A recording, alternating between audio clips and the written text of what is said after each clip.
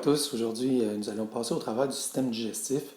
Si vous regardez dans votre cahier d'exercice, vous allez voir que c'est de la page 59 à 70 que vous allez pouvoir faire les exercices qui sont en lien avec la théorie qu'on va passer aujourd'hui. Donc, une autre chose aussi, vous allez pouvoir retrouver un mini-test qui est en ligne. Un mini-test qui va pouvoir vous permettre de voir où est-ce que vous en êtes dans votre compréhension. Puis à ce moment-là, peut-être poser des questions éventuellement en classe si vous avez des problèmes supplémentaires. Donc, si je résume, aujourd'hui, c'est notre Théo qu'on va faire à la maison. Et en deuxième partie, quand vous allez être en classe, vous allez voir une vidéo sur le système digestif ou même une série de petites vidéos et aussi une gestion du système digestif du lapin. Donc, c'est ce qui nous attend pour aujourd'hui. Donc, on commence. Bon, première des choses, il faut comprendre c'est quoi le système digestif. Hein? La plupart des aliments que nous allons manger, ils vont avoir à subir des transformations par notre système digestif avant d'être utilisés, avant d'être envoyés dans notre système sanguin pour être envoyés éventuellement aux cellules. Donc, une des fonctions principales du système digestif, la première, c'est de dégrader notre nourriture en molécules acétiques pour être absorbée par notre organisme. Vous allez vous rendre compte que c'est absorbé surtout au niveau de l'intestin grêle. Donc, on va y arriver un petit peu plus tard. Donc, première fonction, c'est de prendre les aliments, transformer ça en nutriments pour que notre corps soit capable de l'absorber. La deuxième chose qu'il doit être capable de faire, notre système digestif, c'est de se débarrasser des matières qu'on n'a pas de besoin.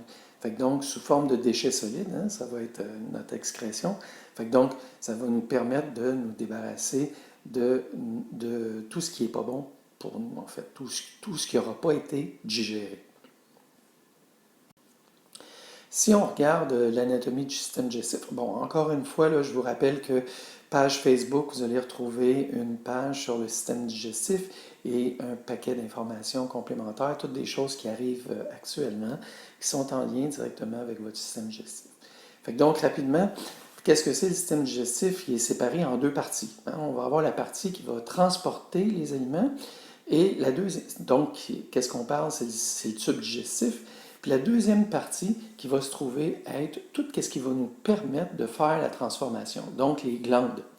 On va avoir les glandes salivaires, le foie, les glandes gastriques, le pancréas, puis les glandes intestinales. Tout ça va contribuer à la transformation des aliments en nutriments. Maintenant, si vous regardez au niveau du tube digestif, bien, au niveau du tube digestif, on part de la bouche. Hein, si je regarde, on part de la bouche, on sent... Oups, excusez-moi. Là, ça n'a pas l'air à fonctionner, mais bref. Donc ici, vous voyez, on part de la bouche, qui est ici.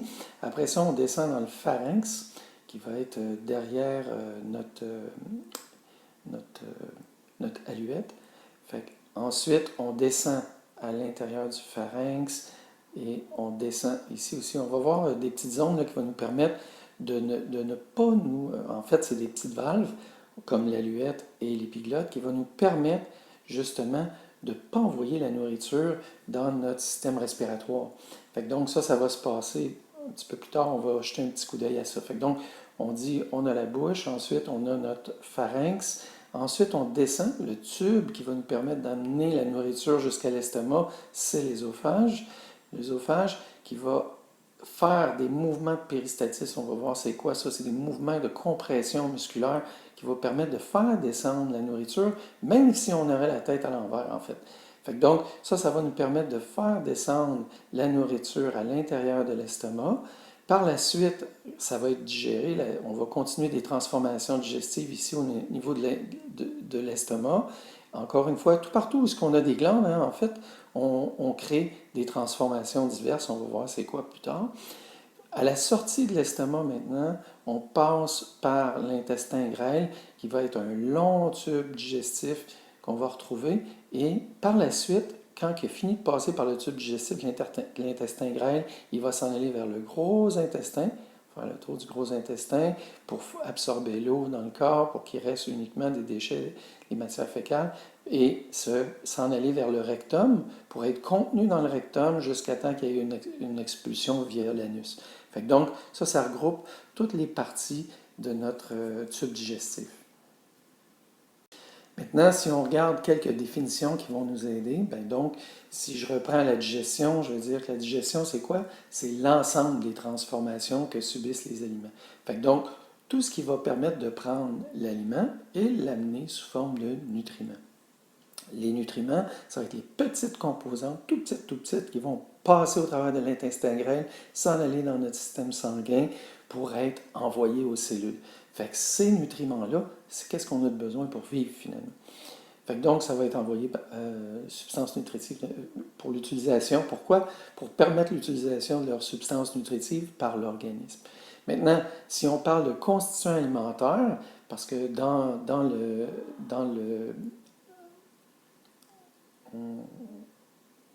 votre manuel s'appelle, excusez-moi, encore un blanc de mémoire, c'est l'essentiel 3. Dans le manuel essentiel 3, vous allez vous rendre compte qu'on parle de constituants alimentaires. Qu'est-ce que c'est qu'un constituant alimentaire? Ben, c'est une substance nutritive qui va être contenue dans un aliment. Puis ces substances nutritives-là, on les connaît déjà, on l'a vu au cours précédent. Puis ça va être utilisé par notre organisme pour répondre à des besoins. Vous vous rappelez de ça? Tout ça, ça a été traité lors du cours précédent.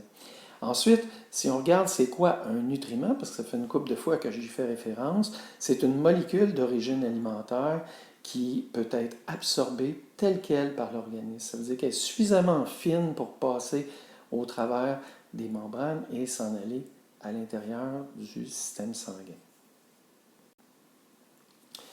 Maintenant, quand on regarde le traitement de la nourriture, on sait que pour que la nourriture la nourriture passe dans notre système digestif, il va falloir qu'il y ait des fonctions qui soient faites avec cette nourriture-là. Fait que la première chose, évidemment, ça va être de faire entrer et faire progresser les aliments à l'intérieur du tube digestif. Fait que pour traiter la nourriture, première des choses, qu'est-ce qu'il faut faire? Il faut envaler. Puis quand on envale, ben, on va voir, on se trouve à créer deux mouvements mécaniques, en fait, qui vont se produire, qui vont faire descendre notre nourriture vers notre estomac. Fait que donc, on broie notre nourriture, après ça, on l'envoie dans notre système digestif. Fait que donc, premier élément, l'ingestion pour faire ingestion et progression des aliments à l'intérieur du tube digestif. Ensuite, ben, à partir du moment où ça rentre dans la bouche, on va commencer tout de suite à regarder la digestion, parce que ça veut dire qu'on va transformer les aliments et dès que ça rentre dans notre bouche puis qu'on commence à manger, la salive va se mélanger à nos aliments, elle va transformer l'amidon ou les glucides complexes qu'on appelle aussi, elle va transformer ça à ce moment-là sous forme de glucose graduellement. Fait que donc la salive va déjà commencer son travail de digestion. Et au fur et à mesure que ça va descendre dans notre tube digestif, on va transformer par la suite les protéines et finalement les lipides. Fait que donc, deuxième élément, fait qu'on a dit ingérer sa première affaire, on fait rentrer ça dans notre système, on lui permet de progresser à l'intérieur du tube. La deuxième chose, c'est de permettre la digestion en se servant de nos glandes digestives qui vont nous permettre la transformation des aliments en nutriments. Ensuite, on veut absorber les nutriments, ça va se faire au niveau de l'intestin grêle. Et finalement, on veut éliminer les matières fécales, ça veut dire que tout ce qu'on n'aura pas eu de besoin ou tout ce qui n'aura pas été digéré, il va s'en aller dans notre gros intestin pour finalement finir par sortir par notre anus. Si on regarde maintenant l'ingestion et la progression des aliments dans le tube digestif, je vous disais qu'il y avait deux façons que la nourriture pouvait se permettre de progresser à l'intérieur de notre tube digestif. La première, c'est à partir du moment où on mange nos aliments et qu'on va avaler. L'action d'avaler de la nourriture par la bouche, c'est ce qu'on appelle la déglutition. La langue va pousser la nourriture vers l'arrière, puis on va comprimer, à ce moment-là, on va envoyer la nourriture à l'intérieur de notre œsophage. Fait que donc, ça, c'est le premier mouvement, le premier mécanisme qui permet la progression des aliments à l'intérieur du tube digestif, c'est le faire pénétrer à l'intérieur du tube digestif. Le second mouvement, qui s'appelle péristaltisme, celui-là, c'est une contraction des muscles au niveau de l'œsophage, de l'estomac, de l'intestin grêle puis du gros intestin. Comment que ça se produit? C'est un peu comme un boyau d'arrosage où j'aurais de l'eau à l'intérieur, puis je me trouverais à serrer le boyau d'arrosage avec ma main pour l'envoyer vers la sortie. Fait que donc, il peut être plein d'eau. Et si moi, je comprime avec ma main, puis je me déplace le long du tuyau d'arrosage, qu'est-ce qui va se passer? L'eau va sortir à l'autre extrémité. Un peu comme qu'on va avoir aussi avec les glaçages à gâteau, hein, les fameuses poires là, pour le glaçage à gâteau, on va les comprimer. On pourrait penser aussi à un tube de pâte à dents. Un tube de pâte à dents, où est-ce qu'on va mettre notre main pour pouvoir faire progresser la pâte à dents vers la sortie. Fait que le péristaltisme, c'est les muscles, les contractions musculaires qui se font seules, sans qu'on ait besoin d'y penser. On va voir comment ça se passe au niveau musculaire éventuellement. Mais donc, ça va permettre les contractions de l'œsophage de faire descendre ça vers l'estomac. Il va y avoir un brassage aussi au niveau de l'estomac, de l'intestin. L'intestin grêle va aussi pousser via un mouvement de péristaltisme vers la fin et d'envoyer ça vers le gros intestin, finalement, vers le rectum et l'anus. Bon, j'ai dit que la digestion, ça se trouvait être l'ensemble des transformations qui subissaient les aliments pour permettre l'utilisation des substances nutritives par l'organisme. Rappelez-vous deux choses. Rappelez-vous qu'on avait un tube digestif puis qu'on avait des glandes digestives. Ce sont les glandes digestives qui permettent de mélanger ça à nos aliments, à notre nourriture, pour transformer ça en bol alimentaire, transformer ça en pâte qui va s'en aller graduellement vers la sortie, l'évacuation. Fait que donc, les aliments, eux autres, vont subir des transformations. Hein. Les transformations, c'est à partir du moment où j'ai ingurgé de la nourriture, là, ce que j'ai besoin, c'est de broyer. Hein. Fait que donc, les dents vont commencer à faire des transformations mécaniques. Ils broient la nourriture.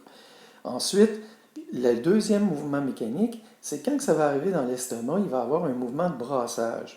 Fait que donc, le mouvement, l'estomac se trouve à brasser les aliments. Hein. Il va y avoir des contractions au niveau de l'estomac, contractions musculaires au niveau de l'estomac, pour permettre justement le brassage à l'intérieur de l'estomac, pour permettre les transformations chimiques. Fait que les transformations chimiques, eux autres, vont être faites via les glandes digestives. Ils vont se faire tout de suite à partir des glandes salivaires, en descendant. Donc, les sucs gastriques dans l'estomac vont aussi participer aux transformations chimiques.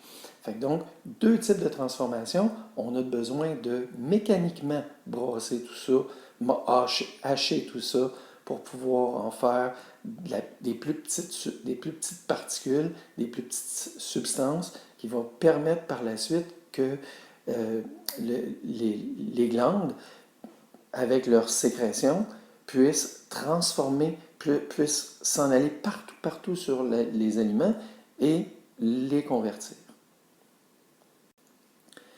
Si on regarde un peu plus en détail au niveau des transformations mécaniques, on dit que les transformations mécaniques consistent à brasser et fragmenter la nourriture de façon à les préparer pour la transformation chimique. Hein, c'est ce que je viens de vous expliquer juste avant. Il existe deux phénomènes qui permettent les transformations mécaniques. On l'a dit, c'était la mastication, quand on se trouve à déchiqueter notre nourriture, à la broyer à l'aide des muscles de la bouche et des dents, et aussi les dents. Fait que donc, ça, c'est la première chose. Mastiquer va être une première transformation mécanique. Le deuxième, le brassage, contraction des muscles qui permet de brasser la nourriture. Puis ça se fait particulièrement au niveau de l'estomac et de l'intestin grêle. On a aussi parlé des transformations chimiques. On a dit que les transformations chimiques s'accomplissent grâce aux substances chimiques sécrétées par les glandes digestives. On se rappelle du tableau, là, tube digestif, glande digestive. Pardon. Au fur et à mesure que la nourriture progresse dans le tube digestif, elle va être soumise à un paquet de substances chimiques qui va permettre la transformation chimique des aliments en nutriments. Ces transformations réduisent les molécules complexes en molécules plus simples. C'est ça le but, pour qu'elles puissent être absorbées éventuellement par notre organisme. Puis, on voit que la digestion va se terminer dans l'intestin grêle, où ce que les molécules sont alors prêtes pour leur utilisation par les cellules du corps. Et ça, c'est quand il arrive à ce moment-là, ça va être récupéré par le système sanguin. Si on regarde maintenant qui fait quoi dans tout ce beau système-là, on a dit tantôt qu'à l'intérieur de notre bouche, on allait faire la mastication. Cette mastication-là permettait de hacher la nourriture de façon mécanique et aussi elle permet de mélanger la sécrétion qui est de la salive qui provient des glandes salivaires. Fait que les glandes salivaires vont lancer de la salive pour venir mélanger ça à la nourriture et pour permettre de transformer ce qu'on appelle des amidons ou des glucides complexes en glucose, en glucides simples. Fait que donc, première transformation. Ensuite, si on descend plus bas dans l'estomac, ben là, ça va être les glandes gastriques qui, à l'aide du brassage à l'intérieur de l'estomac, il va y avoir des sucs gastriques qui vont se mélanger à notre bol alimentaire pour aller mélanger tout ça à l'intérieur de l'estomac et ça va nous permettre de digérer la protéine. Fait que donc, transformer la protéine en chaîne d'acides aminés. Ensuite, on continue de descendre, on va descendre au niveau de l'intestin grêle. Dans l'intestin grêle, les glandes intestinales vont sécréter un suc intestinal et ça va terminer la transformation des protéines et des glucides et des lipides. Fait que donc, à l'intérieur maintenant, de la dernière transformation des lipides, mais ça s'en va dans l'intestin grêle et c'est les sucs intestinales qui vont permettre de transformer tout ça. Quand on regarde au niveau du pancréas, la job du pancréas, c'est justement de sécréter des sucs pancréatiques et de permettre juste l'ingestion à travers l'intestin grêle des glucides particulièrement. Si on regarde là, les problèmes qui vont être associés au diabète, vont être des problèmes qui vont être liés au pancréas. Le foie va avoir plusieurs fonctions, mais une est de sécréter de la bile pour qu'à l'intérieur de l'intestin grêle, on puisse transformer adéquatement les lipides en petites particules, encore une fois. Fait qu'on va voir là, des gras et on y arrive. Fait que donc, les transformations chimiques, on a dit que 3 choses ont besoin d'être transformées. Ce sont des grosses molécules, les glucides, les lipides, les protéines sont grosses. Elles doivent être transformées chimiquement afin d'être absorbées par votre corps.